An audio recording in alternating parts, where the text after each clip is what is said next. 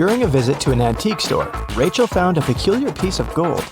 It turned out that the man who brought it to the shop mentioned it had once belonged to a pirate named Captain Benedict Jameson. He said he had hidden the rest of his treasures on an island. The map was hidden inside a cave that was located on a beach on the same island, but no one has managed to find the treasure yet. Rachel was intrigued, so she called her friend Jeremy and convinced him to set sail there to search for this treasure.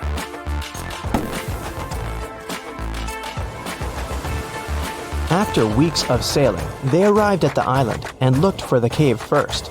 Can you spot it?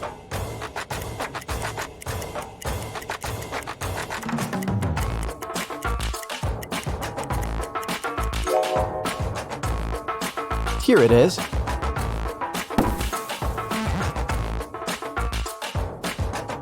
Three different paths within the cave led to the map. Which one should they choose?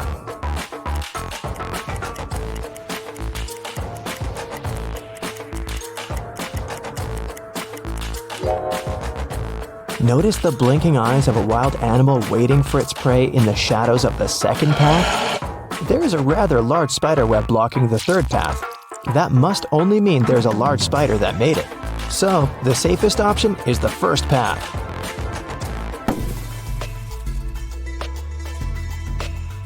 They arrived at the end of the cave and found 3 wooden boxes. Each had a different map on it. Only one map will lead them to the treasure. Which map should they choose?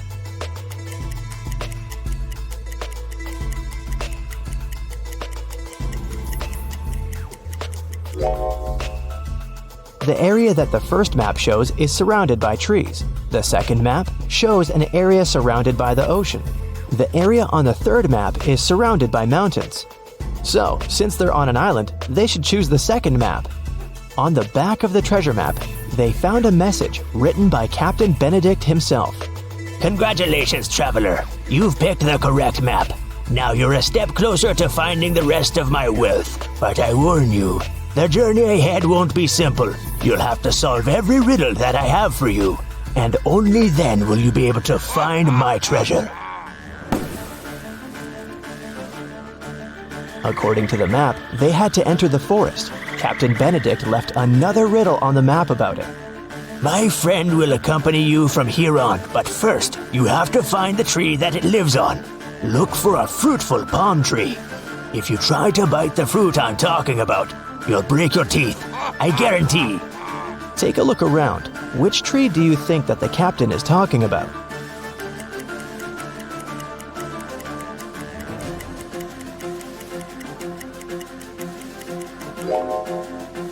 Some of these trees don't have any fruit at all, so none of them can be the tree the captain mentioned. These trees have bananas on them, but you won't break your teeth if you eat bananas. Then it must be this tree with coconuts, because you'll definitely break your teeth if you try to bite a coconut. When they got closer to the tree, they noticed an engraving on it. It said, "Look up and find my friend Jonathan the monkey. Take him with you on your journey, because he knows where I hid the key." Then Rachel and Jeremy looked up and saw 3 monkeys. Which monkey do you think Jonathan is?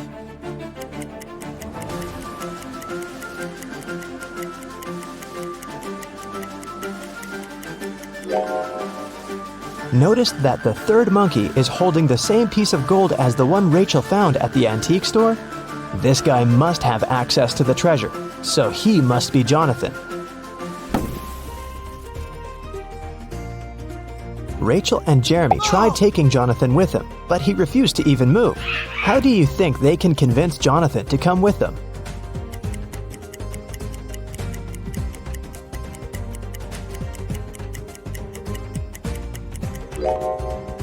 Luckily, there's banana trees around, so they should just give him a banana to gain his trust.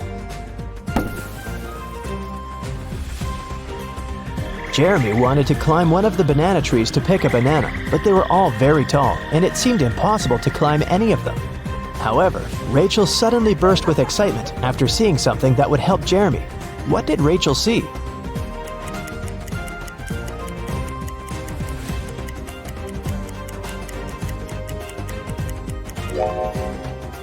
Take a closer look at the trees. One of them has an old rope ladder attached to it. Jeremy can climb up there to get a banana. After Jeremy had picked a banana, Jonathan the monkey got down from the tree to get it.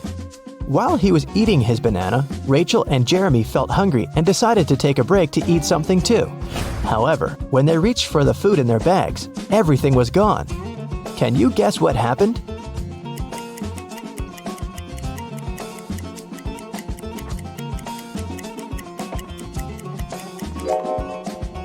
Did you notice something strange as Jeremy was climbing the tree? Let's rewind a bit to show you what happened. The monkeys were stealing all the food from Jeremy and Rachel's bags. Rachel and Jeremy had nothing else to eat other than the bananas off of the trees. But when Jeremy tried to climb up the rope ladder again, the rope broke. Now that they wouldn't be able to pick any bananas, they had to find something else to eat.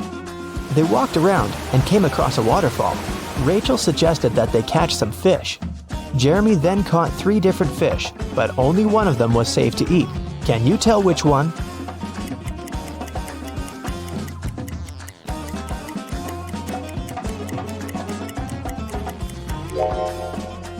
They should eat the first fish because the second fish has spikes on it, so it's not suitable to eat.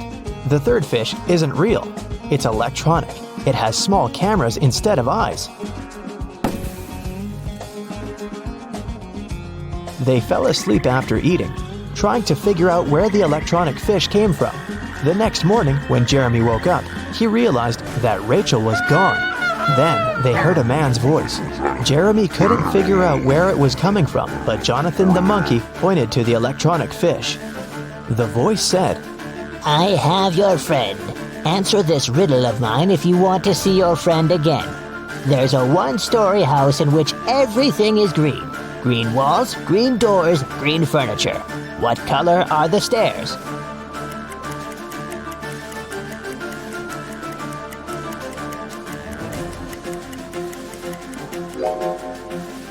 Since it's only a one-story house, there aren't any stairs in it. Suddenly, the waterfall stopped flowing, and the cave appeared behind it. The voice said, Enter. Inside, an evil scientist was waiting for Jeremy. He said that he was going to give him a chance to save his friend. He took Jeremy to a water tank with 3 different creatures in it. The scientist said, One of these creatures is Rachel, but the other 2 are not human at all. I will free your friend if you can guess correctly which one she is.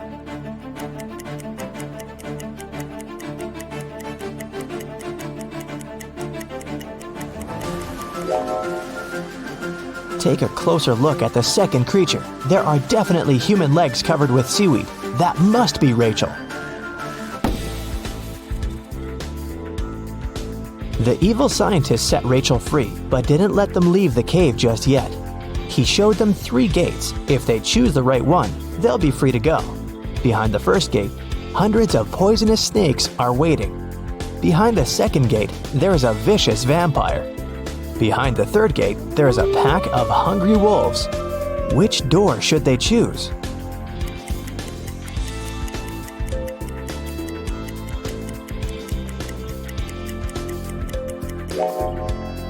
They should choose the second door. It's morning outside, the sun is shining bright, and vampires can't survive the sun.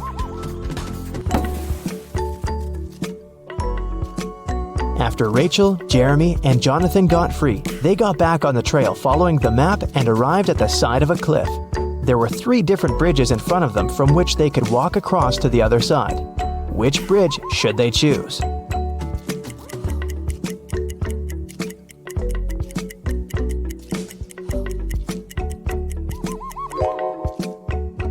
The wooden bridge looks very old. It won't be able to hold their weight. Even though the metal bridge looks sturdy, it's very narrow and it has no railings. They might lose their balance and fall. So, they should choose the glass bridge. As they continued their journey, they walked into a swamp without noticing, and they got stuck in it. There were 3 ropes hanging from a tree, with which they could pull themselves out. Which rope should they choose?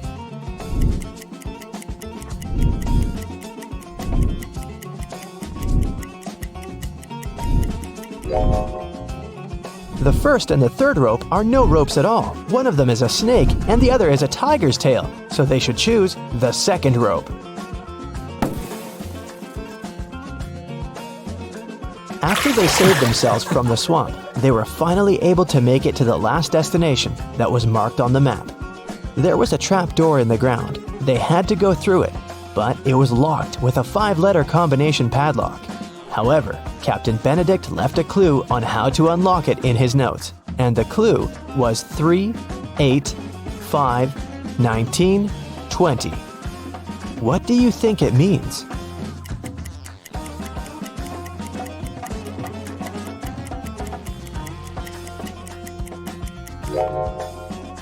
Each number represents its respective letter in the alphabet. The third letter of the alphabet is C. The 8th letter is H. The 5th letter is E. The 19th letter is S. And the 20th letter is T. So the passcode is the word chest.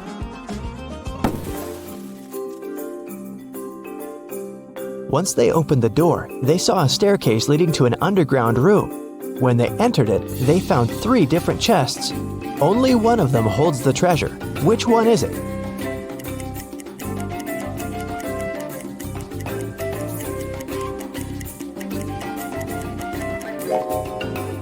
Can you see the ants coming in and out of the first chest carrying small pieces of food? And a sticky, slime-like substance is oozing from the third chest. It must be filled with whatever that is. But there is a golden reflection coming from the second chest. That can only mean the gold is in there.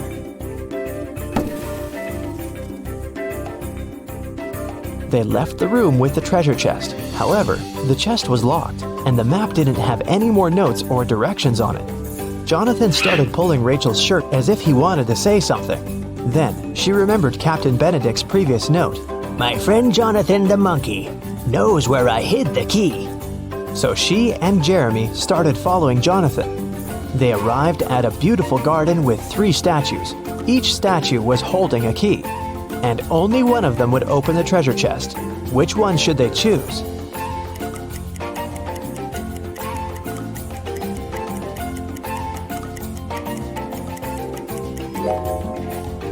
Take a closer look at the treasure chest.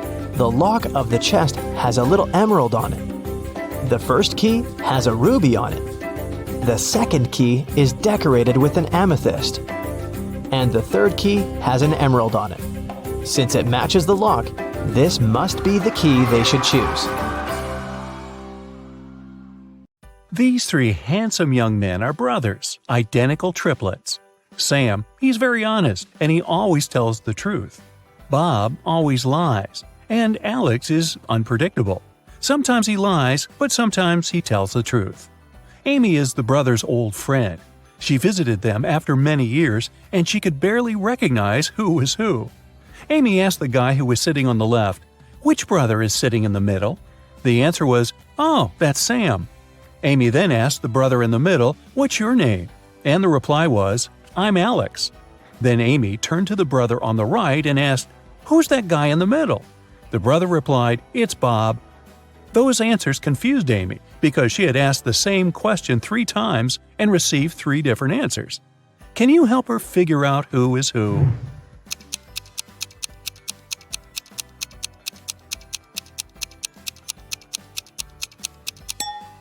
Sam always tells the truth, so the brother on the left cannot be Sam because otherwise he wouldn't be able to call someone else by his name. The brother in the middle cannot be Sam for the same reason. So the brother on the right must be Sam. And since we know he always tells the truth, the guy in the middle is Bob, and the brother on the left is Alex. Both Bob and Alex lied to Amy. No wonder she hasn't seen them in years. Daniel lent $100 to Alex, one of the 3 triplets. Sometime later, Daniel wanted to get his money back. One morning, he meets one of the triplets not far from his house. Daniel can ask him a 3-word question. Sam always tells the truth, while Bob and Alex always lie. What question should Daniel ask?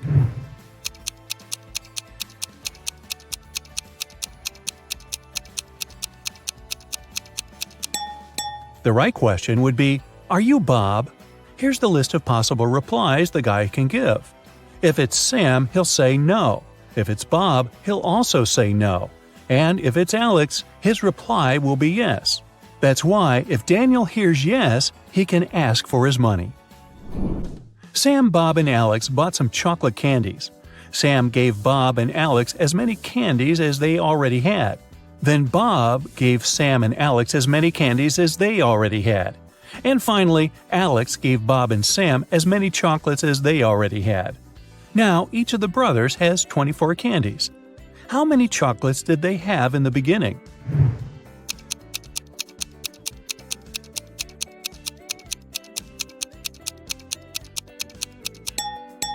At first, Sam had 39 candies, Bob had 21, and Alex had 12. You can solve the riddle this way. Have a look.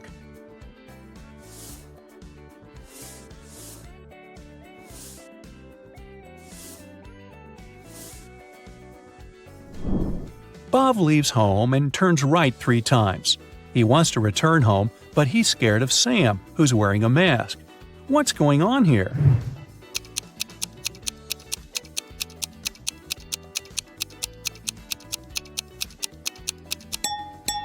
The guys are playing baseball. Sam wants to cross the Sahara Desert. This risky journey will take 6 days. But unfortunately, one man can only carry enough food and water for 4 days. Can you calculate the smallest number of other people that will need to help Sam carry enough food across the desert?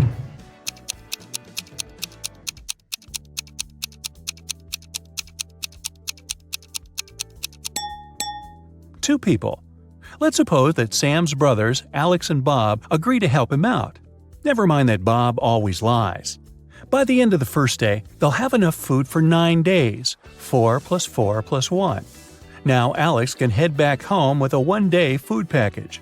Meanwhile, Sam and Bob can continue their journey with an 8-day package. By the end of the second day, the total food supply will reduce to 6 food packages. Now Bob can grab enough food for 2 days and go home. At this point, Sam will still have a 4-day food package to fulfill his dream. Sam met a genie in the middle of the desert. The genie said, "Hi, I'm Leo. If you solve my riddle, I'm going to fulfill your wishes. But if you fail, you'll serve me till the end of infinity. Deal?" Well, Sam agreed. Here's the riddle. It's not alive, but it grows. It doesn't have lungs, but it needs air. It can't be washed, but it's never dirty. What is it? Can you figure it out?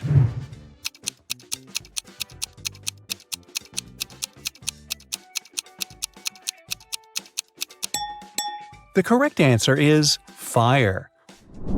First of all, Sam asked the genie for some cash. 9 rare and priceless gold coins appeared in front of the guy. Leo gave Sam balance scales and said, "These coins look absolutely identical, but one of them is fake. The fake coin is lighter than the rest. What's the smallest number of weightings you'll need to find the fake coin?"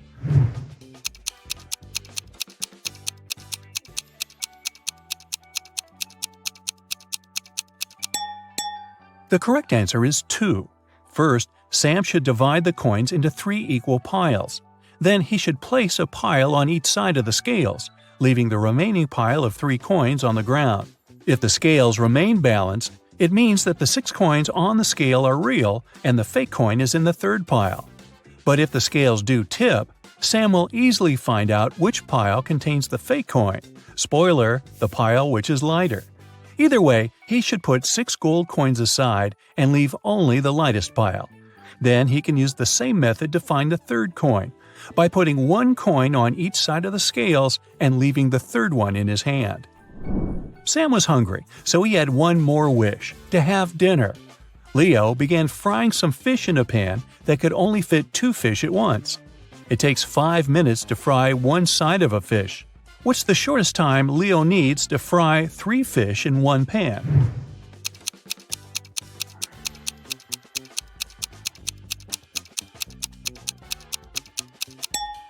"15 minutes.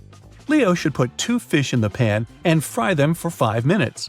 Then he should take 1 fish out and then turn the other one over. After that, Leo should start frying the 3rd fish. He should fry both fish for 5 minutes. The first fish will be ready. so he should put it away on a plate while turning the other over.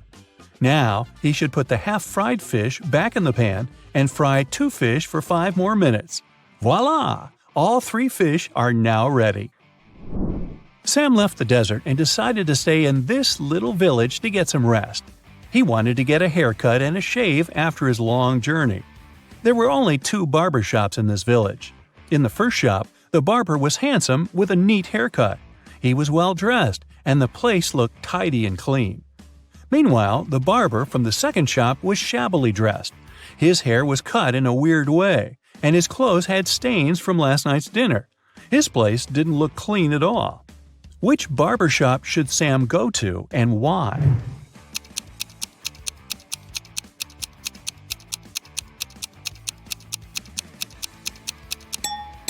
Since there are only 2 barbers in the village, it's obvious that the tidy barber must have his hair done by the other, and the second barber must have used the services of the first man.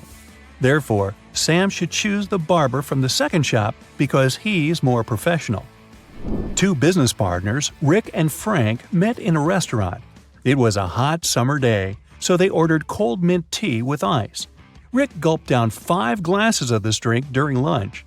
Meanwhile, Frank managed to drink only 1 glass. Soon after that, Frank fainted and fell to the floor. Doctors diagnosed severe poisoning, but Rick was feeling completely fine. The police found out that both glasses contained poison. How did Rick, who had drunk 5 glasses of this tea, avoid any consequences?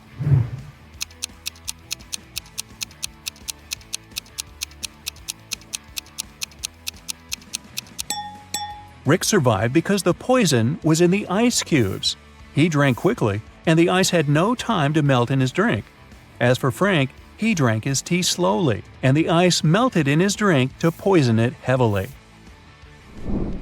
You pronounce me as 1, but write me as 3. You can't read this riddle without me. What am I?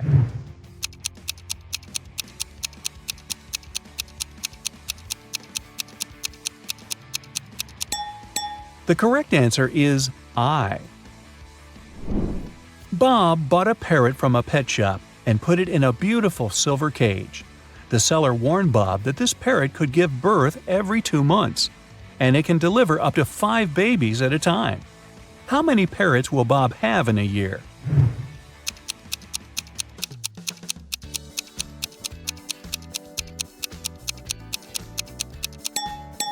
Just 1, because he only bought 1 bird, not 2. I'm always trapped in my glass cage.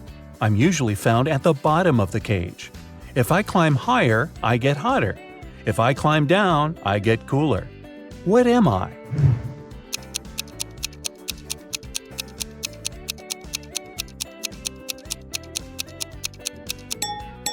The correct answer is a thermometer. A father is locked up in jail. His wife has gone bankrupt. Their son has to sell his hotel in order to gain some money. Yet their daughter doesn't care and is happy. How can someone be so heartless?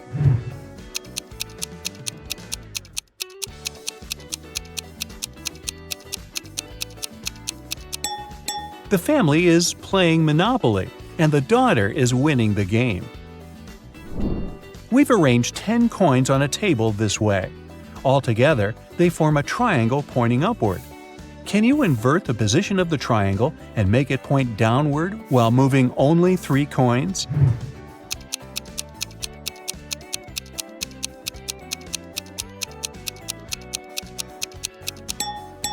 Here's the easiest way to do it.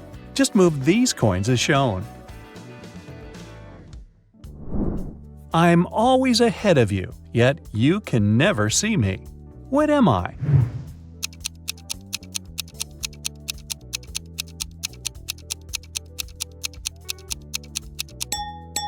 Tomorrow.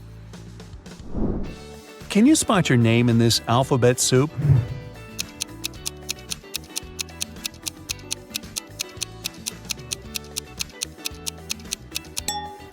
Oh, there it is.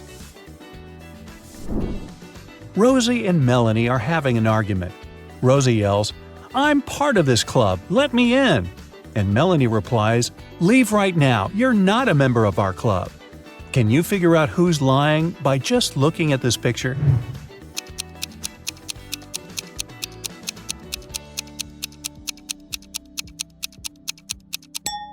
Both ladies have club tattoos, but Melanie's tattoo is slightly different from the club's logo. Therefore, her membership must be fake.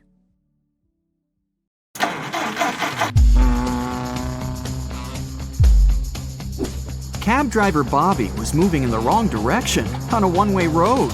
A police officer was standing nearby and noticed the driver, but he didn't stop or fine Bobby. Why?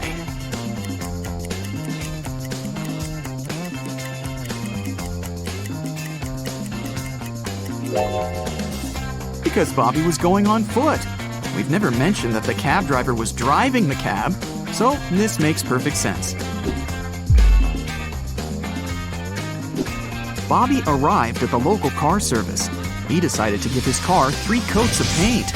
Can you guess which coat would go on first?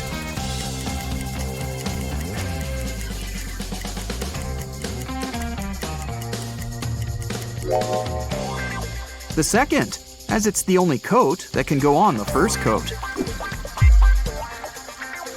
The mechanic told Bobby, "Hey bro, I'm gonna give you a discount if you manage to crack my riddle. So listen carefully. They are the 5 precious gems of an everyday sort, and all can be found on a tennis court. What are they?" Can you solve this mystery?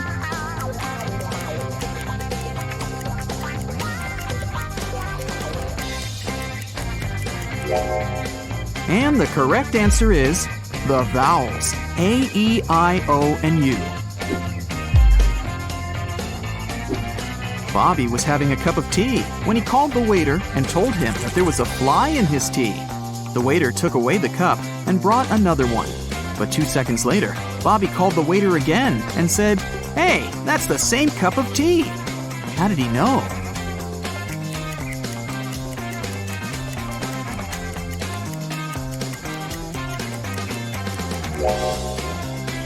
Bobby had already put sugar in his tea.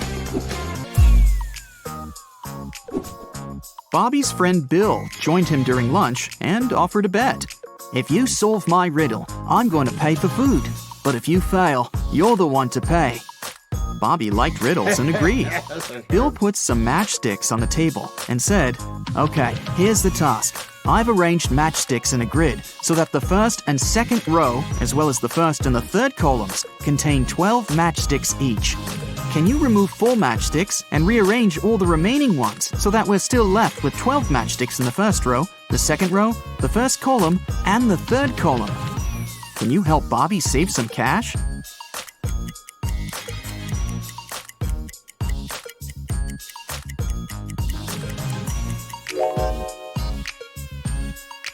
Here's the solution. Bobby went to the restroom after lunch. Unfortunately, the door got locked automatically. Now Bobby needs to enter a password to get out. He found this hint hanging on the wall. "A word I know, 6 letters it contains. Subtract just 1, and 12 is what remains. What am I?" Can you crack the code?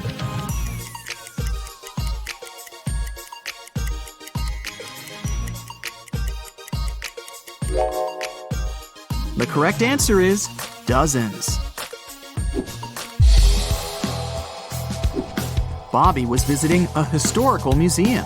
He entered the wrong door and got stuck in a creepy dungeon. There, he found a sufficient supply of buckets filled with food, medicines, and drinking water for a week. But Bobby didn't want to stay there that long. He searched for ways out and found these 3 doors. A hungry bear and a cub are hiding behind the first door.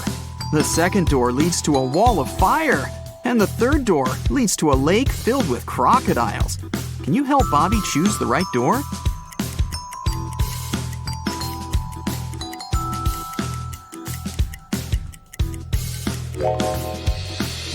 The bear will try to protect the cub, even if you offer them all of your food. Swimming through a lake with crocodiles is also a bad idea. But Bobby can distract the crocodiles with food and use water from the lake and the bucket to fight the fire. So he should choose the second door.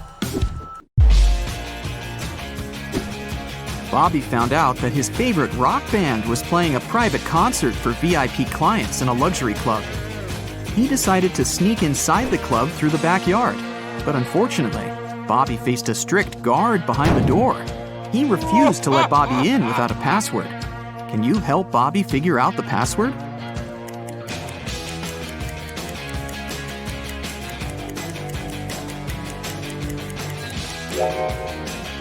Take a look at the guard's t-shirt. It's a rebus. The password is to infinity and beyond. Bobby's friend Mike is an expert on paranormal activity. He invited Bobby for ghost hunting in a creepy old hotel. Their equipment indicated strong signs that a ghost was hiding behind one of the 4 doors. Each door has an inscription. The sign on door A says, "It's behind B or C." Door B says, "It's behind A or D." Door C says, "It's in here." And door D claims that the ghost isn't here. Mike's psychic powers have told him that 3 of the inscriptions are false and 1 is true. Can you guess which door leads to the ghost?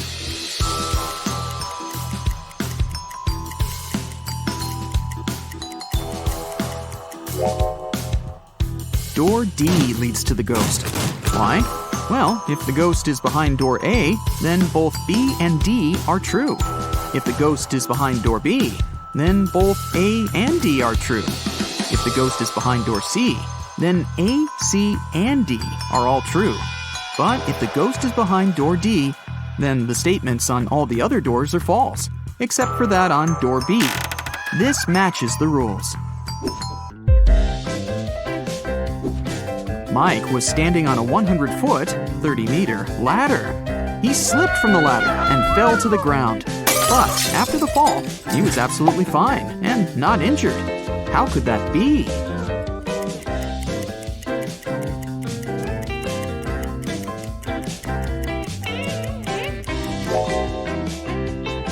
Mike was standing at the bottom of the ladder. Bobby's friend brought him to a round desert island by helicopter and left him there. Bobby wanted to spend some time alone, but something went wrong. He met a lonely lion. Bobby and the lion are standing on the island that measures 1 unit in radius. Both of them can effortlessly run at the speed of 1 unit maximum. Let's suppose that the lion is very hungry. Will he be able to eat Bobby? And if yes, how long can Bobby survive on the island?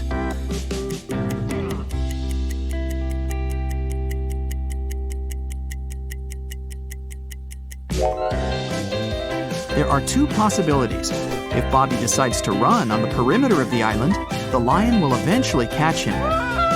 And here's the second possibility. Bobby doesn't run on the perimeter. This way, he will be using an escape strategy that will work for an infinite time. So, Bobby should probably choose the second strategy and just wait for the helicopter to come back and pick him up. Bobby and his friends went on vacation to a country house, but unfortunately, it was raining heavily. It kept raining for 13 days. When it rained in the morning, the afternoon was beautiful and clear. And when it rained in the afternoon, the next day was blessed with a clear, nice morning. Overall, the guys experienced 11 nice mornings and 12 nice afternoons. Can you find out the total number of days they spent in the country house?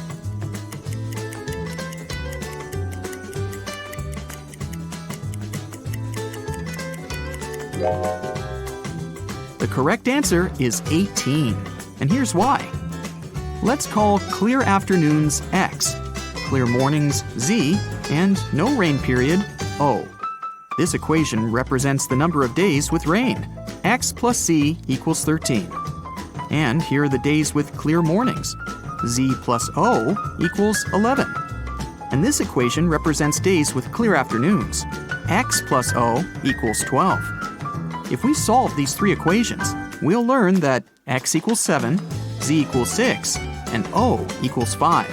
So, the total number of days is 18.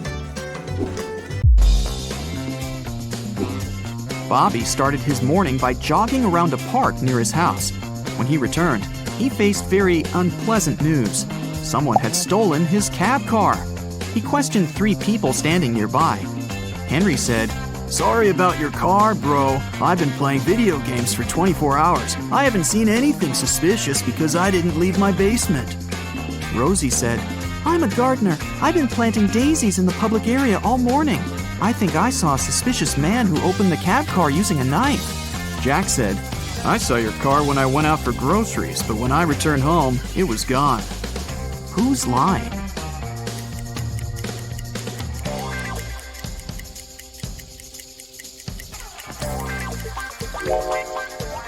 Rosie. She said she'd planted daisies, but there are only rose bushes in this area. Police Officer Frank received an anonymous text message. It revealed an address where Frank could find one of the most dangerous criminals. The police went to check the area. They didn't know what the criminal looked like, but they knew that his name was Dirty Jack, and he was inside the house. The police busted in on a carpenter, a truck driver, a mechanic, and a fireman. All were playing poker. Without any hesitation or communication of any kind, they arrested the fireman. How did they know that he was the criminal?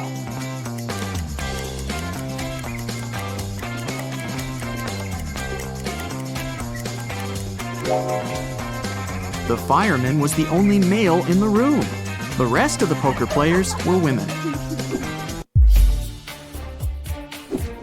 Dirty Jack wanted to escape from prison and found 3 possible ways out. The first exit is guarded by hungry dogs. The second exit has a tricky trap. A cage will fall from the ceiling and catch anyone who steps on the floor in this room. And an angry guard is hiding behind the third exit. No prisoner can escape from him. Which door should he choose?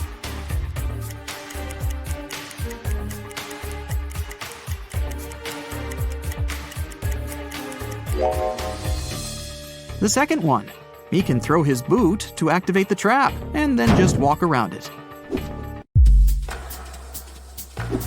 Dirty Jack got out of prison and found himself in the middle of the ocean.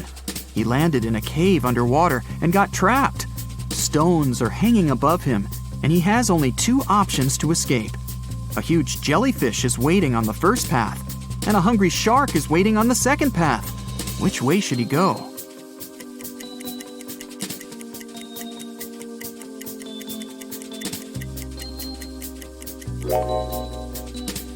Dirty Jack should choose the second option.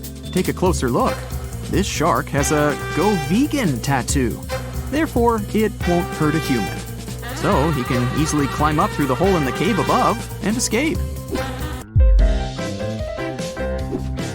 What will be the resulting figure if we fold this open cube?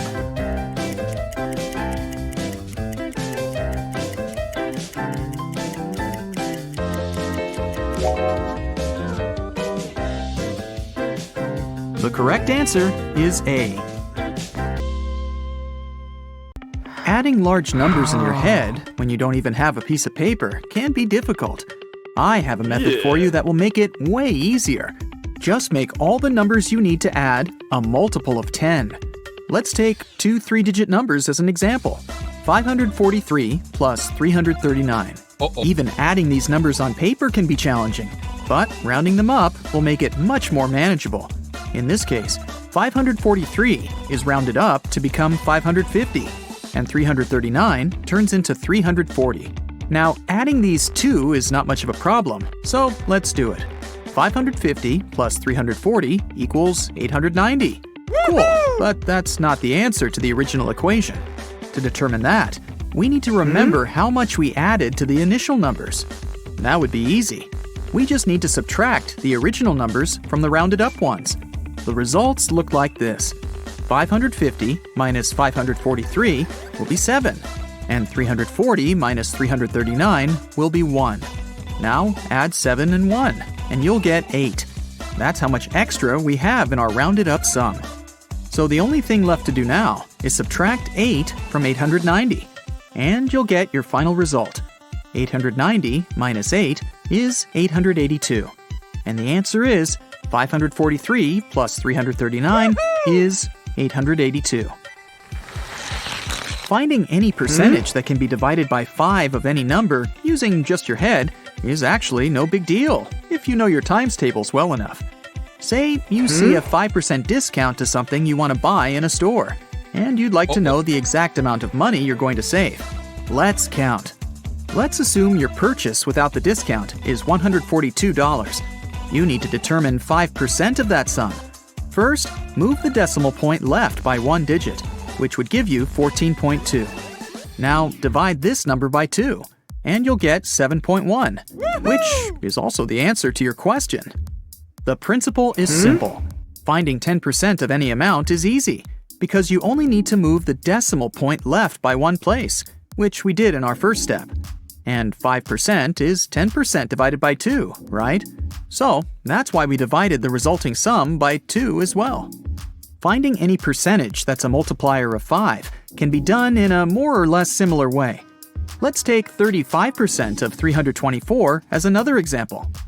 Again, move the decimal point left by 1 place, getting 32.4. Now, you need to do 2 different actions with this number. First, multiply it by 3, which will get you 97.2. Second, divide the same number by 2, resulting in 16.2. And now, all that's left to do is add these numbers. 97.2 plus 16.2 equals 113.4. That's your answer. 35% of 324 is 113.4. Let me explain in case you didn't get all these calculations. First things first, you divide the number by 10 and move the decimal point left. Then, you need to multiply your number by 3.5. It's not easy to do it in your head, so you separate the numbers before and after the decimal point. First, you multiply your number by 3, and then by 0.5. To multiply any number by 0.5, you actually need to divide it by 2, since 0.5 is half of your number. And then, when you're done with all the multiplications, just add the results to get your initial number multiplied by 3.5. This might sound complex at first, but if you practice this method a bit, you'll find it very easy to apply. Now let's get away from complex calculations and have some fun instead. You've been told otherwise, but you can prove that 2 plus 2 might actually equal 5. Here's the simplest method to do so. Disclaimer, don't try to do this in your math class. So, we have the universal truth that 0 equals 0. Now, 0 can be a result of subtracting a number from itself. Let's take numbers 4 and 10 for our case, and we'll have this equation. 4 minus 4 equals 10 minus 10. Taking it one step further, 4 can be written as 2 to the power of 2, and 10 can be written as 2 times 5. In the end, we get this equation. 2 to the power of 2 minus 2 to the power of 2 equals 2 times 5 minus 2 times 5. Next, in math terms, we can simplify it by using brackets, and here's what we get. 2 minus 2 times 2 plus 2 equals 5 times 2 minus 2. Again, according to the rules of math, we can cancel 2 minus 2 on both sides, and the result will be 2 plus 2 equals 5. Yeah, that's how you prove the impossible. Math can do incredible things. Okay, getting back to real math tricks. Squaring numbers after 10 can be a pain, but there's an easy way to square any 2-digit number that ends in 5. Let's take 45 as an example. First, you need to multiply the first digit by itself plus 1. That is, 4 plus 1 is 5. So you need to multiply 4 by 5, getting 20. Now add 25 at the end, and you get 2025. That's it. Here's your answer. 45 squared is 2025. Check it with a calculator if you don't believe me. A simple way to multiply any, and I mean any at all, number by 5 has probably never been mentioned to you at school. There's a slight difference in methods depending on whether the number is even or odd. Let's start with even numbers. Say you have to multiply 3,566 by 5. First, divide the number by 2, getting 1,758. Now add a 0 to it, And you've got your answer, 17,580. Now let's try odd numbers. We'll take 2,463 as an example. First of all, subtract 1 from the number, getting 2,462. Now divide it by 2 again, resulting in 1,231. And then, instead of a 0, put a 5 at the end, which will get you 12,315. This is your answer. 2,463 times 5 equals 12,315. All right. Now I've got a puzzle for you. See if you can solve it in 10 seconds. You have an equation made of matchsticks, which reads 2 equals 6. You need to move just one matchstick to make the equation true. The timer is set.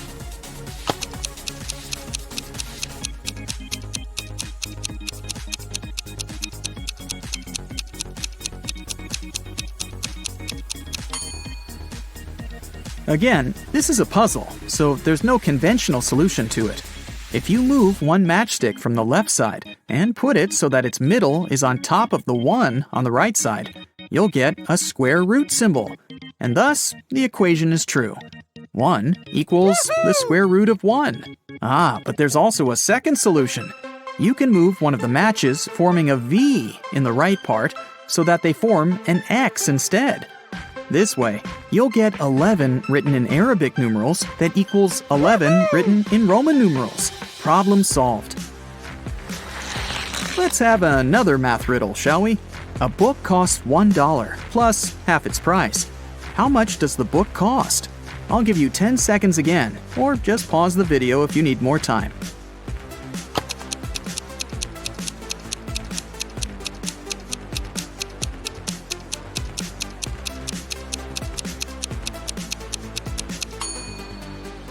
To solve this riddle, you need to build an equation where B is the cost of the book, and you have to find it. The equation will look like this.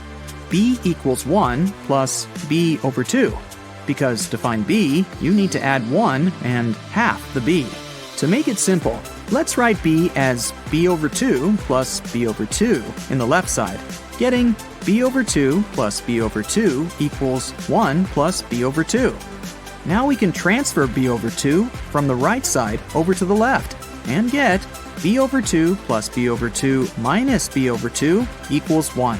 Subtracting B over 2 from itself leaves us with B over 2 equals 1. So the only thing left to do is multiply 1 by 2, and you'll get B. The answer is B equals 2.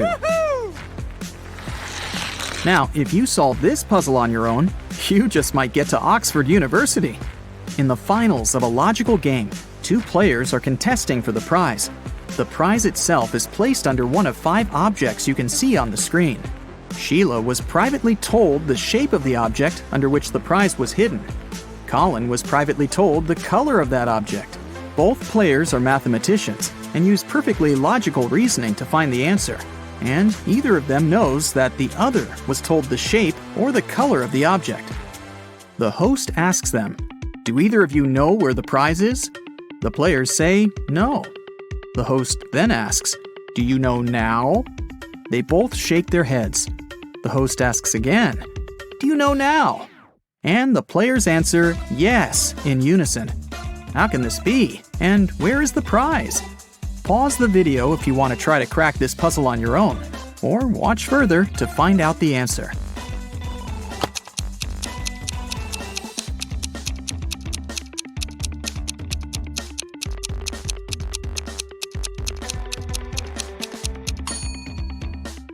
So Sheila was told the shape of the object. So for her, it would be either the red or green triangle, either the green or purple circle, or the only square there is, the red one.